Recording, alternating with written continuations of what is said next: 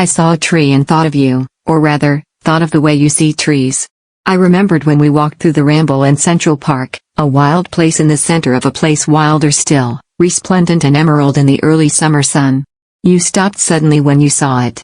I remember how you cocked your head in appreciation, a tendril of hair escaped from behind your ear. You brushed it back with an unconscious hand. "There it is," you said, with such earnest excitement that I couldn't help but feel I was missing something exceptional.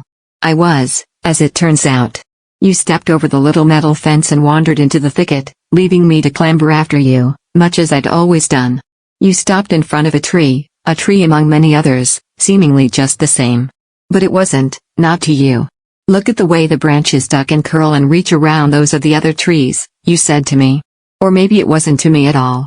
The way they've grown in such seemingly random chaos in pursuit of the sun. You patted it approvingly and laughed a little when you saw I was standing behind you. What do you think? You'd brought me to see your favorite tree in Central Park, the type of thing I'd never even thought to have. You were always collecting favorites, or at least you did then, of strange little things. Your favorite brick on the facade of your old West 83rd Street apartment building, the one to the right of the door, covered in lichen. Your favorite letter of the alphabet, G, but only in lowercase, and only in Times New Roman. Your favorite aisle in the local drugstore, the one with the greeting cards. I looked at your tree, not really sure what I thought, having never thought much of a singular tree before. I made some dumb joke about seeing the forest from the trees.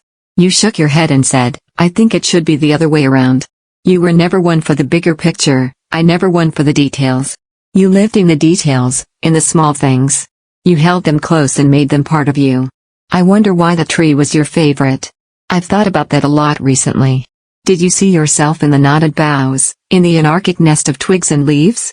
Maybe you felt that you'd contorted yourself around others, twisting around the shade they cast, growing in strange ways in pursuit of the sun. Which was I, then, the shade or the sun? That day was perfect. I didn't know it at the time, but it was. Your hand in my hand, your laugh in my ears, the air fresh and green and full of promise.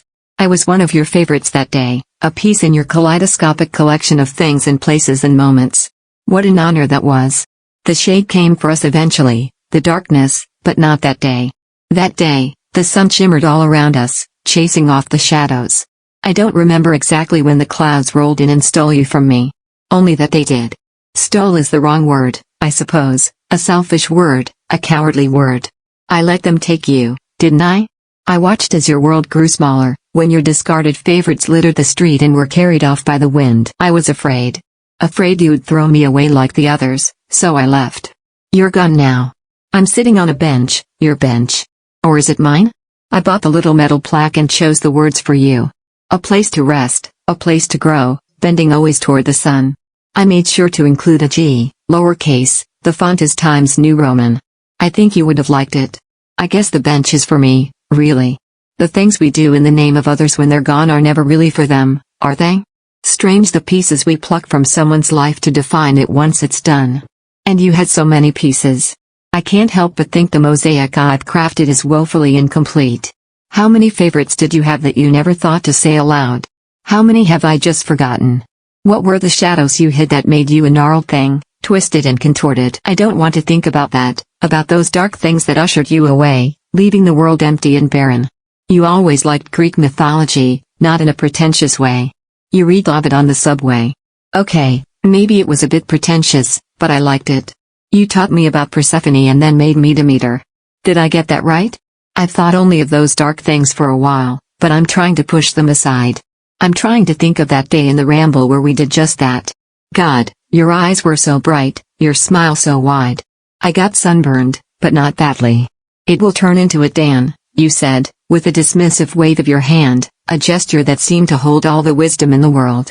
It's hard to describe how light I felt in that moment as the sun flirted with the horizon and the grass felt cool between my bare toes. You cupped my reddening face and laughed. You kissed me. I would live in that moment if I could. I'd hold it in my mind and let it grow and grow until it consumed me forever, became my everything. But I can't. I should tell you, the tree I saw today is nothing like your favorite. It's not in the Ramble surrounded by its kind, fighting below the canopy for discarded rays. It stands alone on a brown, frost-covered lawn. It's tall and straight and uncomplicated. Its branches are bare, reaching mournfully to a blank gray sky. It's not dead, but dormant, waiting for the sun to chase off the shadows. I guess it's my favorite tree in Central Park, at least for now. I've started my own collection, you see.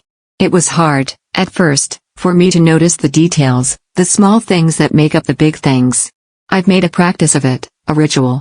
It helps me be close to you, or at least it feels that way. My favorite chair in that coffee shop on Broadway, in the corner where the light filters through the colorful glass bottles on the windowsill and you can hear the scream of the milk steamer. My favorite street corner, bathed in the smell of garlic and butter from the Italian restaurant, where the old man plays the violin on his stoop. My favorite subway station, the one where the walls are decorated in colorful mosaics depicting places beautiful and far away. I wish I could show them to you. Maybe you noticed them when you were here. I'm sorry. I think you know that. I hope you do. I'm sorry I ran away when you retreated. I should have gone after you. I thought I had lost you already then, but I didn't know what loss was, not really. I'm sorry we couldn't live forever in our park, on that day, in that magic we didn't notice until it had gone. I notice it now, when it comes. In my favorites and in yours. I hold them close and make them part of me, just as you did. It's quiet here, on the bench. It's getting dark. I think I see the shadowy things that carried you away. I understand, now, why you wanted to escape. I want to go with them too, sometimes. Would they bring me to you? I won't go with him, at least not yet. I think things will feel better in the spring, when you return to me, like Persephone. Did I get that right?